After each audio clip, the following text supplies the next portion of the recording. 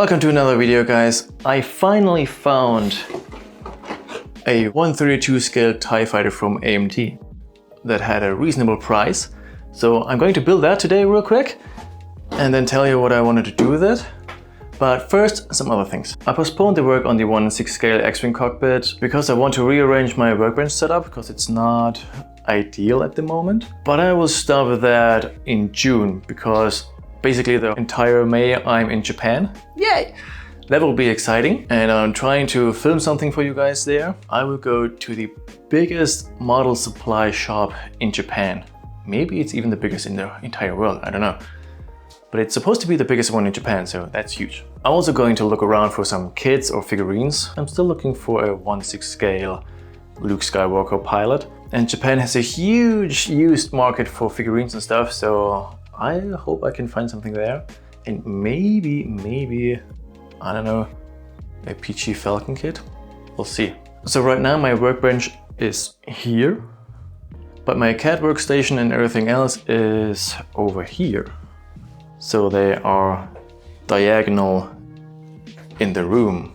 That's what you see in my streaming setup, for example. I want to have this workbench behind my other workplace so that this doubles as a streaming background and my workbench and a little studio basically for filming. That means that I have to switch the workbench and the cabinets around, push the cabinets all the way to this side, and then the workbench will be in this corner.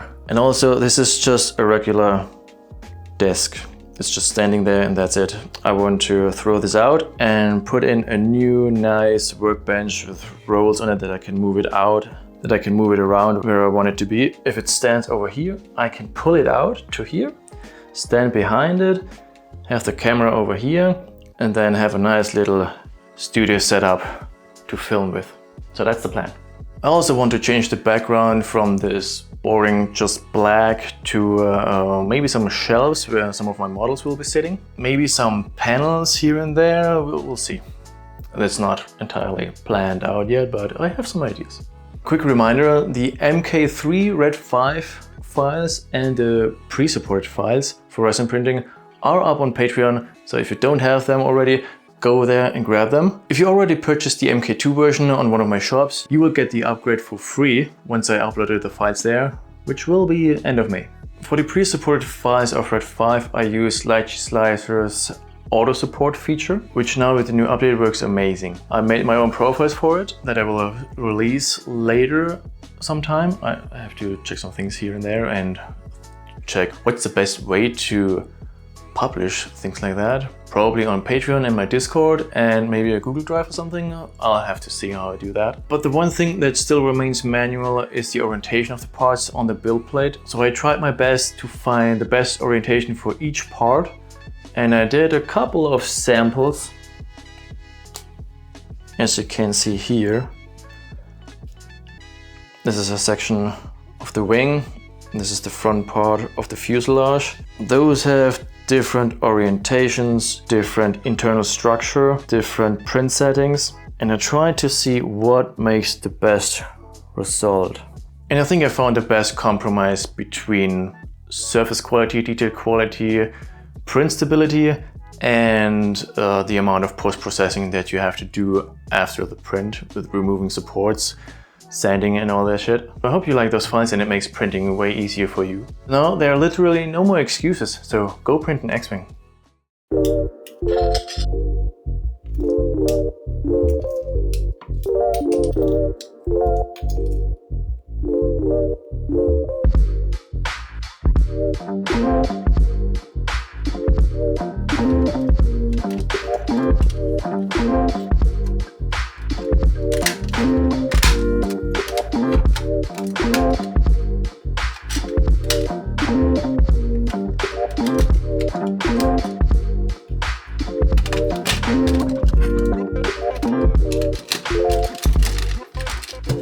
There is the 132 scale Studio Series AMT TIE Fighter. It's a very cool little kit. Well, little.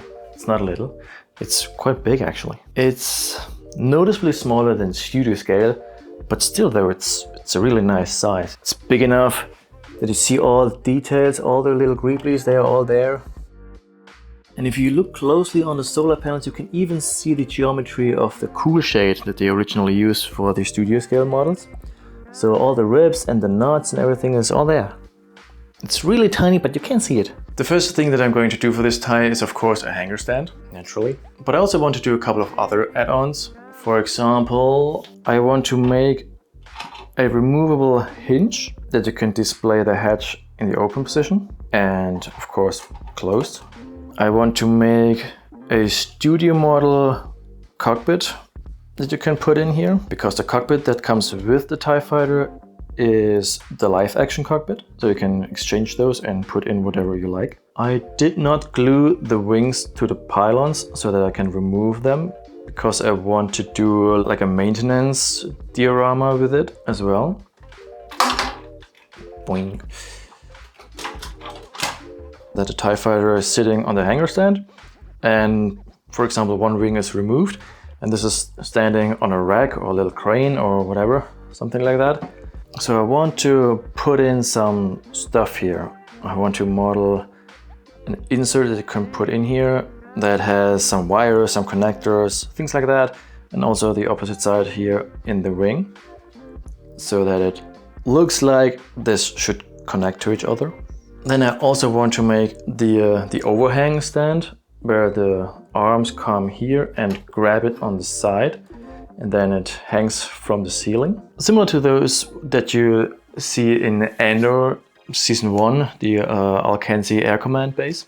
Another thing that I want to try is a asteroid diorama, you know, from the Empire Strikes Back, where the TIE Fighter is hitting the asteroid and the ring is totally destroyed. I want to try if I can make something that you can replace some of those panels with the destroyed panels and a little asteroid, I don't know how big this should be, that connects everything together and then makes a nice display.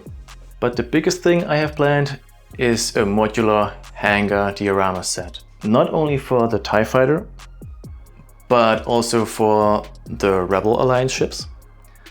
So I want to make panels that you can put together modularly, and basically make the hangar the size that you want. You just print the amount you need and then clip them all together, and there you go. It will have floors, it will have walls, maybe ceiling, I don't know about that yet. Equipment, all these kinds of things. And I want to make different sceneries, so Imperial, the normal hangars, Star Destroyer hangar, Death Star hangar, Rebel, the Yavin 4, New Resistance, things like that. And hopefully the first things will come out in the next couple of months. But for this video, let's build the hanger stand and see how that looks. The last part's actually just finished printing, so let's head over there and check it out.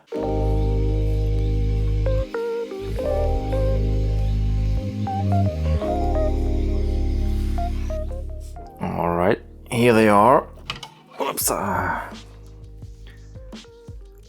Looks like everything printed just fine.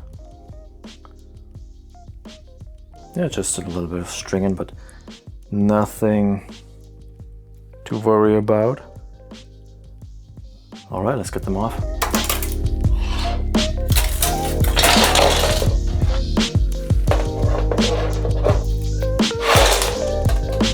Oh well.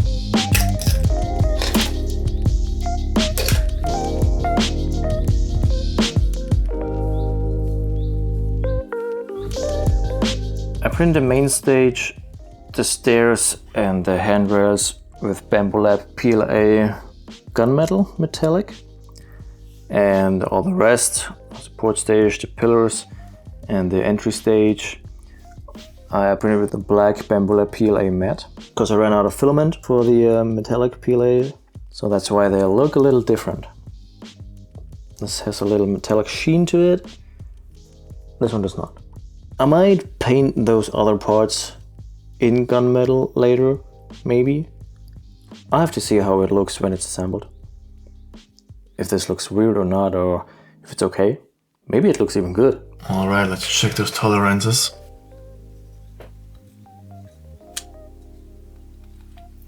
It fits like a glove.